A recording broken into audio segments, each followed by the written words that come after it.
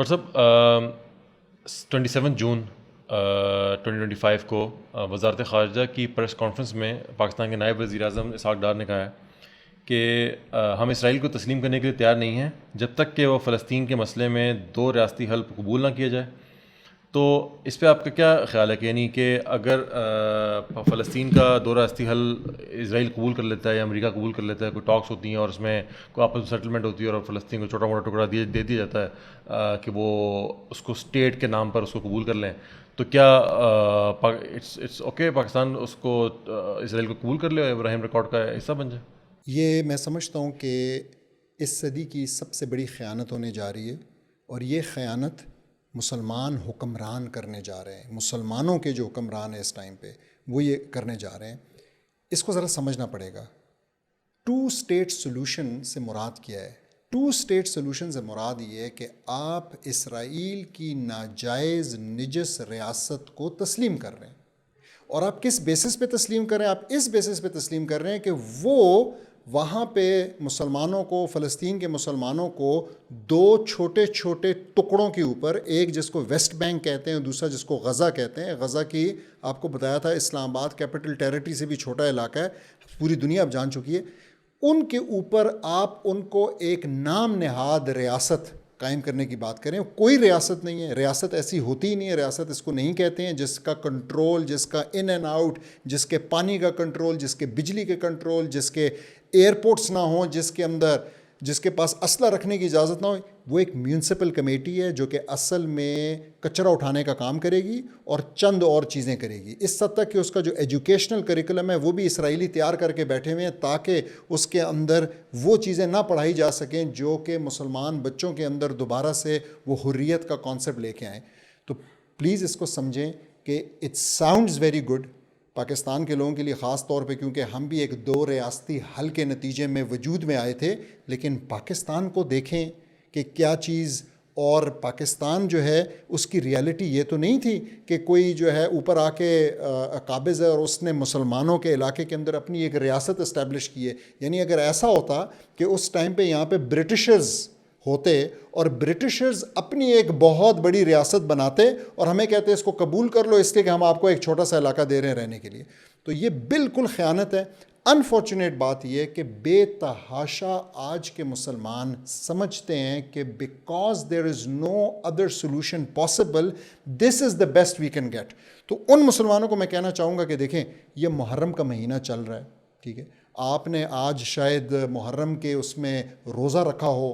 آپ دیکھیں کہ محرم, وٹ ڈز محرم مارک؟ محرم ہمیں ایک لیسن دیتا ہے, کربلا کا ایک مین لیسن ہے کہ دیکھیں آپ بھلے چینج نہ کر سکیں لیکن آپ نے ایکسیپٹ نہیں کرنا. آپ کی ایکسیپٹنس کسی بھی غلط چیز کی means something totally different. ایک تو اللہ کے ہاں اپنے آپ کو آپ نے ملون کر دیا اگر آپ نے ایکسیپٹ کر دیا, اور دوسری بات یہ کہ آپ نے جو چینج کے لیے محنت کر رہے ہیں, جو کوشش کر رہے ہیں, جو در و دیوار کھلے ہیں آپ کے لیے, آپ نے ان کو بھی بند کر دیا. تو میں یہ کہوں گا کہ دیکھیں جو حکمران, جو علماء, جو اساتذہ, جو انفلوئنسرز یہ سمجھتے ہیں کہ ان کے بس کی بات نہیں ہے, کوئی مسئلہ نہیں, ہم نے آپ کو معاف کیا, اللہ آپ کو معاف کرے, لیکن خدا کے لیے اس قسم کے گھٹیا سودے کی بات, امت کی زمین, الاقصی, مسلمانوں کے خون کے سودے کی بات نہ کریں. This is absolutely not acceptable. Even if the grand mufti of Saudi Arabia اور ایجپٹ اور whichever country says that, آپ بیسک اسلام کو سمجھے. اسلام کے اندر مسلمانوں کی زمین کا سودا, اور وہ بھی پھر اتنی پاک مقدس زمین, یہ ہو ہی نہیں سکتا. ڈاکٹر صاحب ایون اگر جو لوگ اس کی ریئلٹی کو سمجھیں تھوڑا سا, تو وہ ہے کہ جو فلسطین کے جو ایریا اس کا 85% اس وقت اسرائیل قبضے میں لے چکا ہے. اور 2 اسٹیٹ کی جو بات ہوتی ہے, جتنے بھی فورمز ہیں, اوسلو ایکارڈ وغیرہ کی بات کریں, ابراہم ایکارڈ کی بات کریں, اس کے اندر ایسی ہے کہ وہ اس 85% پہ اتنا قبضہ برقرار رکھے گا اور وہ 15% علاقے کو تتر بتر کر کے تھوڑا سا ان کو دے دے گا, جس طرح سے آپ نے بتایا کہ, اور اس کے اوپر وہ وہی مظالم بھی ڈھاتا رہے گا. جی وہ, اور وہ اس کا کوئی وہ راستہ رکے گا. اور وہ تو ایک اتنی انکنٹرولیبل چیز بن چکی ہے کہ ہر روز وہ سیریا میں مزید جو ہے نا زمین قبضہ کر رہا ہے. گولان ہائٹس تو لی تھیں, اب تو باقی اور بھی اسی طریقے سے. کیا اس خطے میں کوئی بھی محفوظ رہے گا؟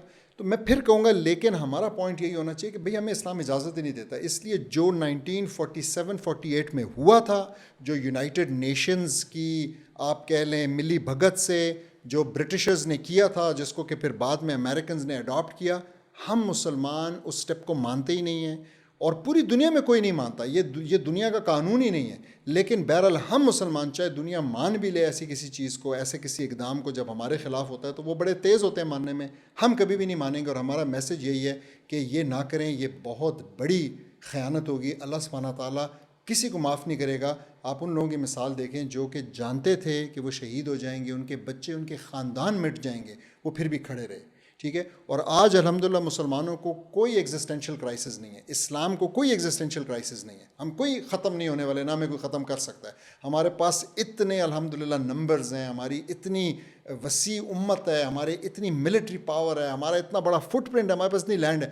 تو اس لیے اگر ہم سمجھتے، ہم میں سے کوئی یہ سمجھتا ہے کہ ہم آج نہیں لے سکتے، آپ نہ لیں، لیکن آپ اس کے اوپر دستخط کر کے اس کو لیجٹمائز، لیگلائز اور ان کے ساتھ تعلقات کو نارملائز نہ کریں. ابراہم اکارڈ بھی اسی کی ایک کنجی ہے. اور ہمارے بڑوں نے، خواجہ آصف صاحب نے یہ بیان بھی دیا ہے کہ ہم اپنے مفاد کو دیکھیں گے. اس سے زیادہ افسوسناک بات اور کیا ہو سکتی ہے کہ آپ کہہ رہے ہیں کہ میں اپنے 4 پیسوں کے لیے اپنے بھائی کے خون کا سودا کرنے کے لیے تیار ہوں. آپ مجھے بتائیں، جب ہم کہتے ہیں کہ مسلمان ایک جسم ہے، کیا یہ ہو سکتا ہے کہ آپ کے اس جسم کے اوپر دنیا جو ہے وہ چھری چاقو برسا رہی ہو، اس پہ گولیاں مار رہی ہو، اور آپ کا چہرہ جو ہے نا وہ ہنس رہا ہو، اور آپ کہہ رہے ہو کہ ٹھیک ہے، جب تک اس حصے کو میرے جسم کے خوراک میسر ہے میں خوش ہوں؟ یہ ہو سکتا ہے، یہ ممکن ہو سکتا ہے. جب یہ ممکن نہیں ہو سکتا تو اس کا مطلب ہے کہ یا تو ان لوگوں نے اسلام کو صحیح نہیں سمجھا، انہوں نے رسول اللہ صلی اللہ علیہ وسلم کی جو امت کا کانسیپٹ انہوں نے دیا اس کو صحیح نہیں سمجھا، اور یا پھر یہ خیانت کر رہے ہیں. ڈاکٹر صاحب، یہاں پہ ایک صورت یہ ہے کہ حماس جو کہ وہاں پہ ایک پولیٹیکل پارٹی ہے، تو ان کی طرف سے، کیونکہ پہلے بھی 2006 میں بھی ان کی طرف سے ایک انڈیکیشن آ چکی ہے کہ وہ اس 2 اسٹیٹ سولوشن کی طرف کے لیے بات کرنے کے لیے تیار ہیں، اس کو ایکسیپٹ کرنے کے لیے تیار ہیں. 2017 میں بھی انہوں نے اس طرح کی بات کی. ابھی بھی گزشتہ 1-2 سال میں، آلدو کہ وہ وہاں پہ ایک ریزسٹنس اور ایک عسکری اس کو بھی جاری رکھے ہوئے ہیں، لیکن ان کی طرف سے بارہا یہ وہ آئی ہے کہ وہ ٹیبل پہ بیٹھنے کے لیے تیار ہیں. اور یقیناً ٹیبل پہ بیٹھنا ایک غاصب ریاست کے ساتھ کا مطلب یہ ہے کہ کچھ لو دو کی بات ہوگی. تو اس کے اندر اگر اس کے نتیجے میں، کیونکہ ہماری ریاست بھی ہمیں لگتا یہ ہے کہ اسی کو استعمال کرے گی کہ اگر حماس نے ایکسیپٹ کر لیا تو پھر ہمیں کیا تکلیف ہو سکتی ہے. آپ نے بہت امپورٹنٹ سوال پوچھا ہے. دیکھیں، حماس والے ہمارے بھائی ہیں، حماس والے مجاہد ہیں، وہ جہاد کر رہے ہیں، لیکن کیا وہ معصوم ہیں؟ کیا وہ اس وقت غلطی نہیں کر سکتے؟ کیا وہ اس وقت برے طریقے سے ایگزاسٹڈ نہیں ہیں؟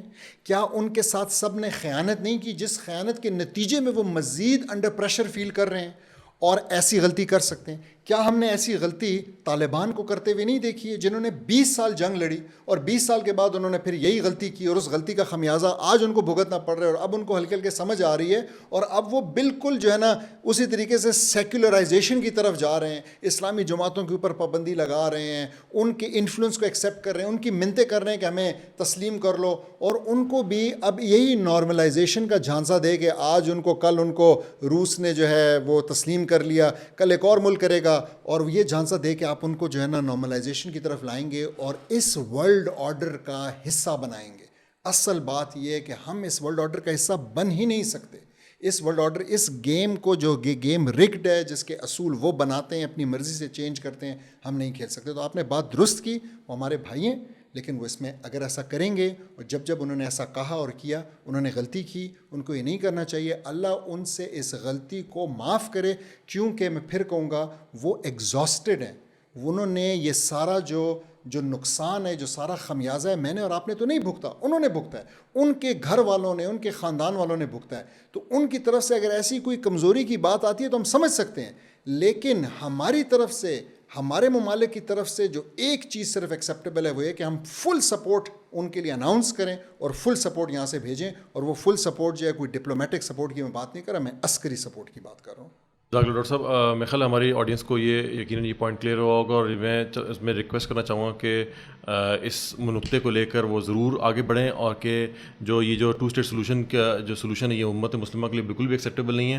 اور اس کے لیے ہمیں اپنے سرکلز میں، اپنے ڈومین میں رہتے ہوئے جتنی ایفرٹ کر سکتے ہیں، علماء تک بات پہنچائیں، افواج تک بات پہنچائیں، جو اس پوڈ کاسٹ کو شیئر کریں کہ یہ جو سولوشن ہے یہ غداری ہے، یہ ایک سودا ہے مسلمانوں کی مقدس زمین کا، اور یہ بالکل بھی ایکسیپٹیبل نہیں. خواہ کوئی مفتی، کوئی شیخ کوئی جماعت اگر اس کو ایکسیپٹ کر بھی لئی ہے، یہ اس کو اگر بیچنے کی ذمہ داری کا مجاز، اس کو بیچنے کی اگر اتھارٹی اگر خلیفہ مسلمین کے پاس نہیں تھی، یہ جو سلطان عبدالحمید جو ہے ان کے پاس، وہ اتنے مشکل حالات میں تب بھی انہوں نے اس کو بیچنا قبول نہیں کیا، تو آج کوئی جماعت یا کوئی حکومت یا کوئی شیخ کس طرح سے اس کو ایکسیپٹ کر سکتا ہے؟